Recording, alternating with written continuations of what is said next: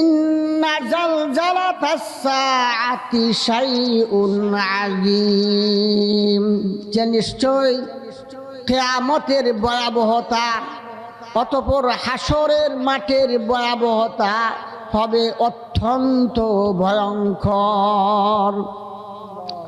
তো বন্ধুরা আমার, হাসরের মাঠের অবস্থা থেকে আমাদেরকে পরিত্রাণ পাওয়ার দরকার না?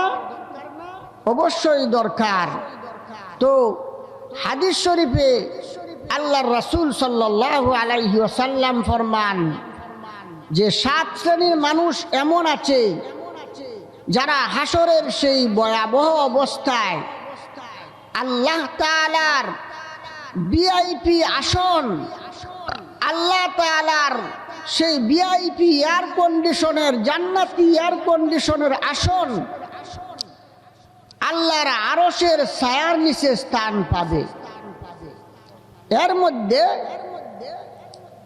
1 নম্বরে যে দল আল্লাহর আরশের ছায়ার নিচে স্থান পাবে তারা হলেন, নবীজি ফরমান, আল ইমামুল আদিল। হাসরের সেই কঠিন ময়দানে যারা আল্লাহর আরশের ছায়ার নিচে স্থান পাবে, 1 নম্বর শ্রেণী হলো ন্যায়পরায়ণ শাসক। ন্যায়পরায়ণ শাসক যিনি, তিনি আল্লাহর আরশের ছায়ার নিচে স্থান পাবেন। কেমন ন্যায়পরায়ণ শাসক? হযরতে সুলাইমান আলাইহিস সালামের মতো ন্যায়পরায়ণ শাসক আল্লাহর আরশের নিচে স্থান পাবেন। আর ফেরাউনের মতো ওই অন্যায়পরায়ণ শাসক, জালিম শাসক, আল্লাহর অবাধ্য শাসক, সে আরশের ছায়ার নিচে স্থান পাবে না।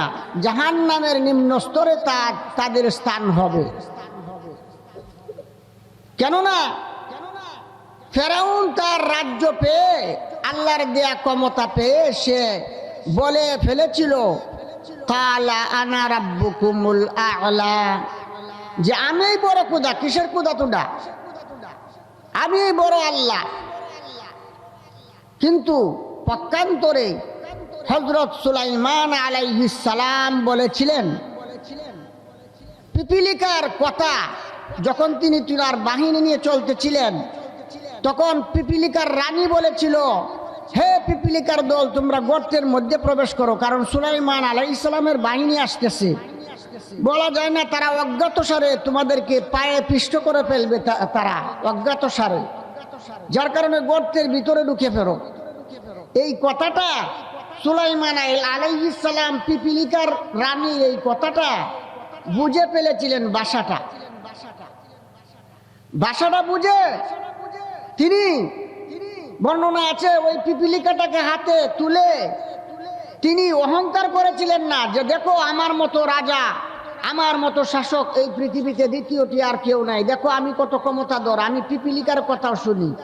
তিনি অহংকার বিন্দুমাত্র অহংকার করেননি, বরং পক্ষান্তরে তিনি আল্লাহর শুকরিয়া আদায় করেছিলেন। তিনি বলেছিলেন, রব্বি আউজিনি আন আশকুরা নি'মাতাকাল্লাতী আন'আমতা আলাইয়া ওয়া আলা ওয়ালিদাইয়া ওয়া আন আ'মালা সালিহান তারদাহু ওয়া আদখিলনি বিরাহমাতিকা ফি ইবাদিকাস সালিহিন।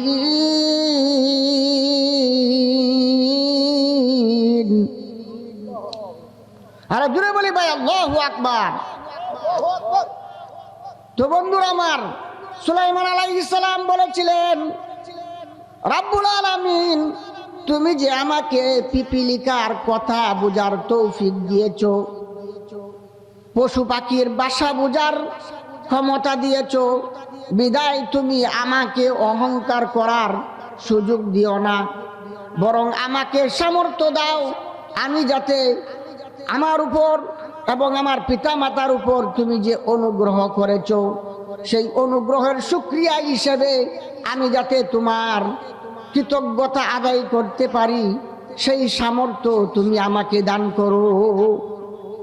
এই জন্য বন্ধুরা আমার, ক্ষমতা পেয়ে অপব্যবহার না করলে আল্লাহ তাআলা হাসরের ময়দানে ডাক দিয়ে বলবেন, হে আমার শাসক, দুনিয়াতেও আমি তোমাকে ক্ষমতা দিয়েছিলাম, কিন্তু ক্ষমতার অপব্যবহার করনি, সুতরাং আজ হাসরের ময়দানেও আমি তোমাকে লাঞ্ছিত করতে চাই না, চলে এসো আমার আরশের ছায়ার নিচে চলে আসো। এই জন্য কবি বলেন, চুই যদত রাইহা মাকামে দাদ, চুই যদত রাইহা মাকামে দাদ, চরাবর নাহায়া রিসরে আঞ্জামে দাদ।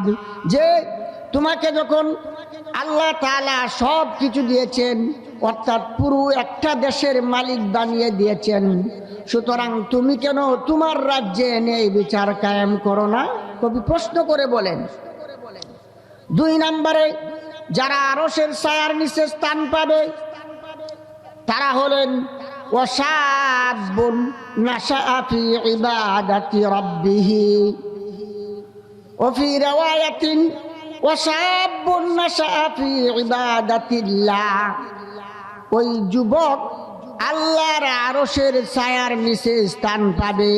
যুবকরা মন দিয়ে শুনেন, ওই যুবক হাসরের সেই কঠিন ময়দানে, যেদিন আল্লাহর আরশের ছায়া ব্যতীত আর কোনো ছায়া থাকবে না, সেদিন ওই সমস্ত যুবকরা আল্লাহর আরশের ছায়ার নিচে স্থান পাবে, যাদের যৌবন কালটা আল্লাহর ইবাদতে কাটিয়েছে।